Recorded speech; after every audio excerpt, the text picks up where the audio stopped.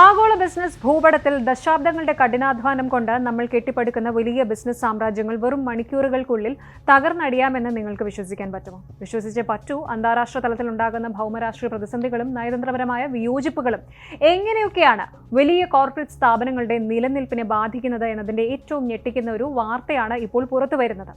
ഒറ്റ രാത്രി കൊണ്ട് ഞങ്ങളുടെ $500 മില്യൺ, അതായത് ഏകദേശം 4700-ലധികം കോടി രൂപയുടെ ബിസിനസ് മൂല്യമാണ് ഇന്ത്യയിൽ ഇല്ലാതായത്.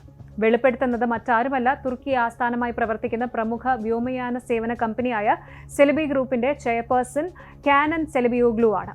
ബ്ലൂംബർഗിന് നൽകിയ ഒരു പ്രത്യേക അഭിമുഖത്തിലാണ് കമ്പനിയുടെ ചരിത്രത്തിലെ തന്നെ ഏറ്റവും വലിയ ഈ ഒരു ആഘാതത്തെക്കുറിച്ച് അവർ ആദ്യമായിട്ട് പരസ്യ പ്രതികരണം നടത്തിയത്. എന്താണ് യഥാർത്ഥത്തിൽ സംഭവിച്ചത്? ഇന്ത്യ എന്തിനാണ് തുർക്കിയുടെ ഈ ഒരു വമ്പൻ കമ്പനിയെ ഒറ്റയടിക്ക് പുറത്താക്കിയത്? നമുക്ക് വിശദമായിട്ടൊന്ന് നോക്കാം.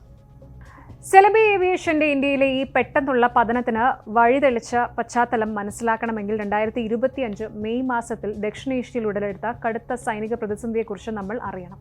കശ്മീരിലെ പഹൽഗാമിൽ 26 സാധാരണക്കാരുടെ, പ്രത്യേകിച്ച് വിനോദസഞ്ചാരികളുടെ മരണത്തിന് ഇടയാക്കിയ ഭീകരാക്രമണത്തിന് മറുപടിയായിട്ടാണ് ഇന്ത്യൻ സൈന്യം പാകിസ്ഥാനിലെ ഭീകരവാദ ക്യാമ്പുകൾ ലക്ഷ്യമിട്ട് ഓപ്പറേഷൻ സിന്ദൂർ എന്ന പേരിൽ അതിശക്തമായ മിസൈൽ വ്യോമാക്രമണങ്ങൾ നടത്തിയത്.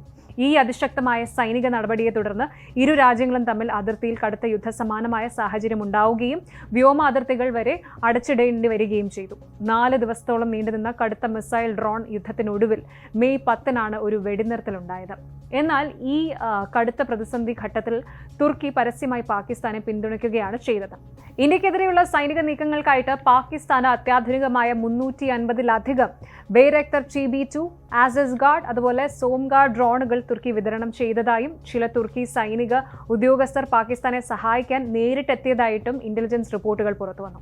യുദ്ധത്തിൽ 2 തുർക്കി ഓപ്പറേറ്റീവുകൾ കൊല്ലപ്പെട്ടതായിട്ടും വാർത്തകളുണ്ടായിരുന്നു. ഇത് ന്യൂഡൽഹിയും അങ്കാറയും തമ്മിലുള്ള നയതന്ത്ര ബന്ധത്തിൽ കനത്ത വിള്ളലുണ്ടാക്കി.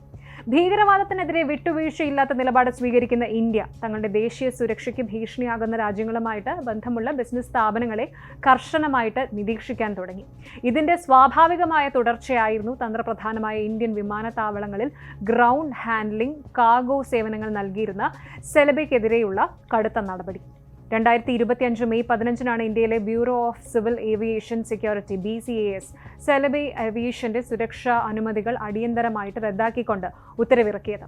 വിമാനത്താവളങ്ങളുടെ പ്രവർത്തനം തടസ്സമില്ലാതെ മുന്നോട്ട് കൊണ്ടുപോകുന്നതിനായിട്ട് ന്യൂഡൽഹി ഇന്റർനാഷണൽ എയർപോർട്ട് ലിമിറ്റഡ് അടക്കമുള്ള അതോറിറ്റികൾ സെലിബിയുമായിട്ടുള്ള കരാറുകൾ അപ്പോൾ തന്നെ റദ്ദാക്കുകയും മറ്റു തദ്ദേശീയ സേവനദാതാക്കൾക്ക് ഈ ചുമതലകൾ കൈമാറുകയും ചെയ്തു.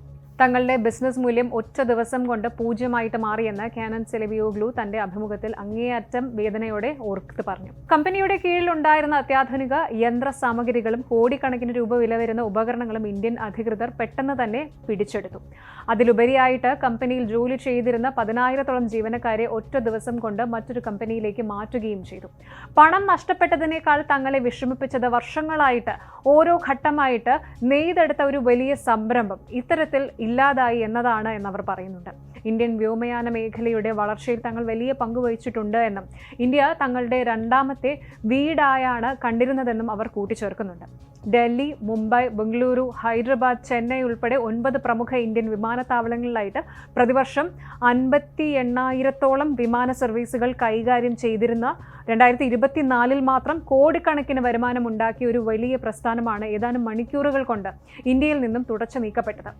ഇന്ത്യൻ സർക്കാരിന്റെ ഈ പെട്ടെന്നുള്ള നടപടിയെ ചോദ്യം ചെയ്തുകൊണ്ട് സെലിബി ഏവിയേഷൻ ഉടൻ തന്നെ ന്യൂഡൽഹി ഹൈക്കോടതിയെ സമീപിച്ചിരുന്നു.